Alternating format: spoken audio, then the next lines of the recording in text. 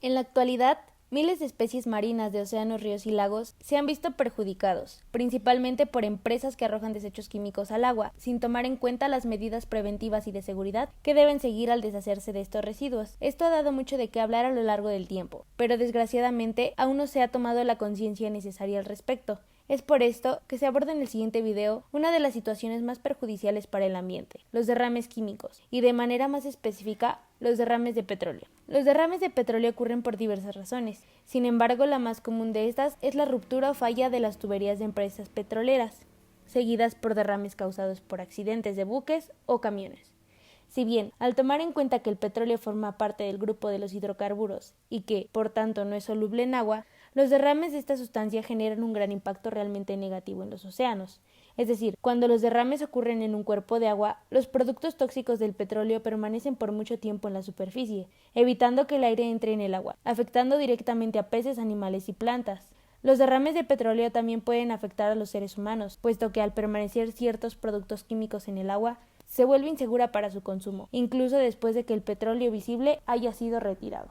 Comencemos por definir qué son los hidrocarburos. Los hidrocarburos son compuestos orgánicos que tienen como base principal carbono e hidrógeno. Estos no suelen ser biodegradables y también son lipofílicos. Son compuestos simples de los cuales se derivan todos los demás, como el petróleo, gas natural, condensados, líquidos de gas natural e hidratos de metano. Los hidrocarburos pueden presentarse en los distintos estados de la materia, como líquidos, gases y sólidos. Estos se crean a partir de la transformación térmica de la materia, que contiene algunas rocas madre, que comienzan a transformarse en petróleo o gas, al estar expuestos a alta temperatura y presiones. Ahora bien, para profundizar mejor en el tema y entender mejor de lo que estamos hablando, debemos profundizar en cuáles son las estructuras químicas de los compuestos. En este caso sería el petróleo y el agua. Pero, tomando en cuenta que el petróleo es un derivado de los hidrocarburos, vamos a conocer la estructura molecular de los hidrocarburos. Primero que nada, debemos tener en cuenta que los hidrocarburos consisten en un esqueleto de átomos de carbono unidos a átomos de hidrógeno. Únicamente se forman por estos dos elementos. Las cadenas de carbono pueden ser lineales o ramificadas, abiertas o cerradas, y se clasificarán en aromáticos o arenosos, que son ciclos caracterizados por tener un núcleo en común.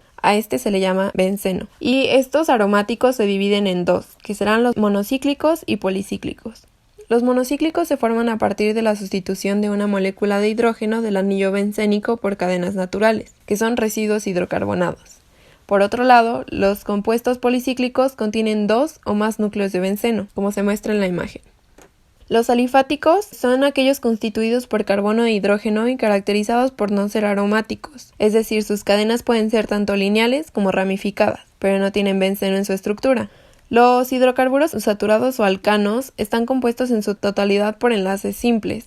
Los hidrocarburos no saturados se dividen en dos, que serán los alquenos y los alquinos. Los alquenos se caracterizan por tener enlaces dobles y los alquinos se caracterizan por formar enlaces triples entre sus átomos. Ahora analizaremos la molécula del agua. Primero que nada debemos tomar en cuenta que esta molécula es la más abundante en los seres vivos y conforma de un 70 a un 90% del peso de los organismos, siendo primordial en su metabolismo.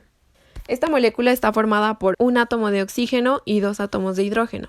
Esta molécula forma enlaces covalentes, donde cada átomo de hidrógeno en la molécula comparte un par de electrones con el átomo de oxígeno. Así, el oxígeno tiene dos pares de electrones no enlazantes.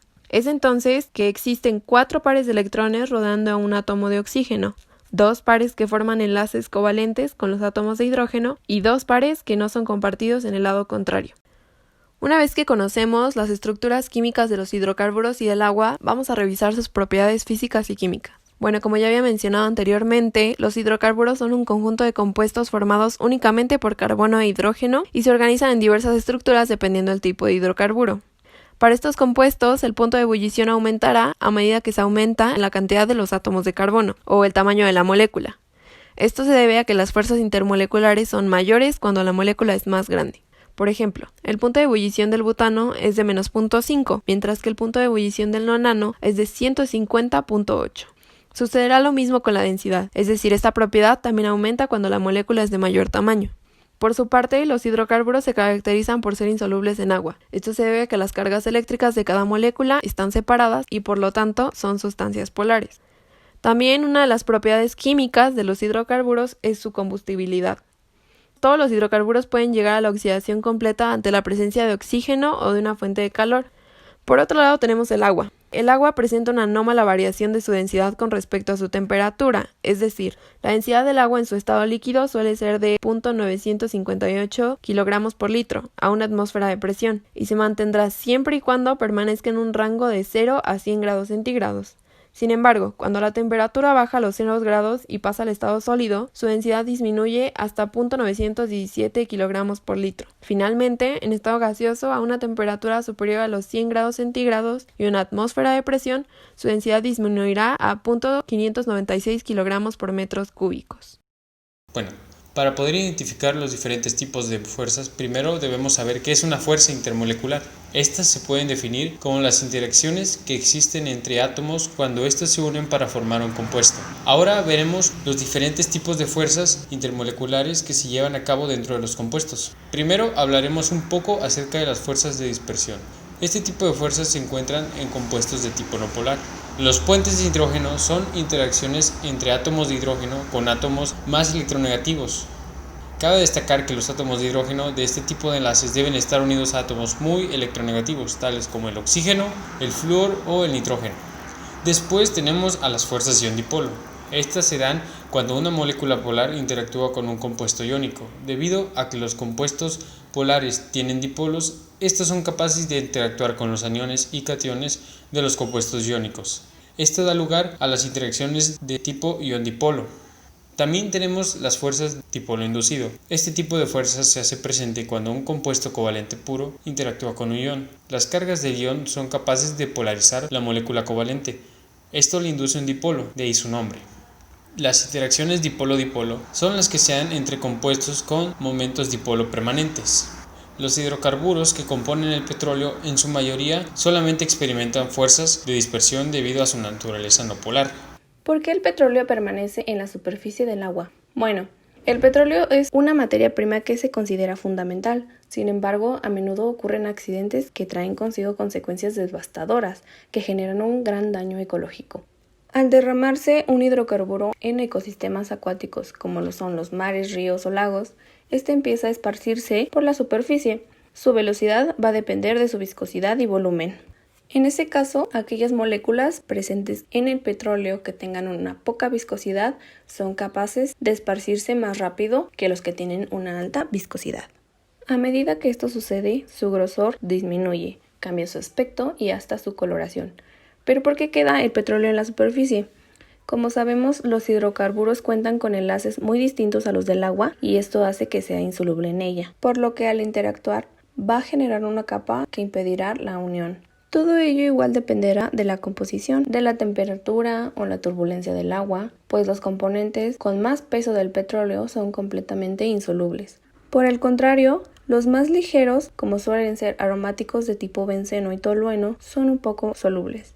Sin embargo, suelen ser más volátiles y pierden la evaporación de 10 a 1000 veces más rápido de lo que llega a disolverse en muy bajas concentraciones, lo que provoca que la concentración del hidrocarburo supere una parte por millón y que la disolución no aporte una contribución para eliminar el hidrocarburo de la superficie. Ahora veremos la toxicidad de los hidrocarburos para los seres humanos. Primeramente veremos sobre los hidrocarburos aromáticos. Estos son utilizados para la fabricación de detergentes y explosivos, así como plásticos y pinturas, entre otras muchas cosas. Cuando un compuesto de este tipo interactúa con la piel, este genera irritación, así también cuando entra en contacto con mucosas. Ingerir o inhalar este tipo de sustancias puede provocar arritmia cardíaca, así como también irritación en el afectado. Euforia y crisis convulsivas también se atribuyen casos de depresión del sistema nervioso central y paro respiratorio. Para los hidrocarburos halógenos, la cosa no es muy diferente, ya que estos, en contacto con la piel o cualquier mucosa, pueden provocar irritación. Ingerir o inhalar estas sustancias provoca depresión del sistema nervioso central, así como depresión cardiorrespiratoria y una exposición prolongada con este tipo de sustancias provoca arritmias y nefrotoxicidad. Estos síntomas de intoxicación actúan de manera muy similar con la fauna marina, así como la terrestre. Cuando existen derrames, esto contamina el ecosistema, destruyendo el hábitat y dando lugar a diferentes tipos de intoxicación, ya que el petróleo contiene un alto porcentaje de hidrocarburos en su composición. Existen varios métodos para la separación de hidrocarburos, como lo son la electrocoagulación, la biodigestión y la fitorremediación. La electrocoagulación Es un método para la depuración de aguas residuales. En este proceso se genera una elevada carga de cationes que estabilizan los contaminantes del agua residual. Se forman hidróxidos complejos y estos tienen la capacidad de absorción produciendo agregados flúcuos con los contaminantes.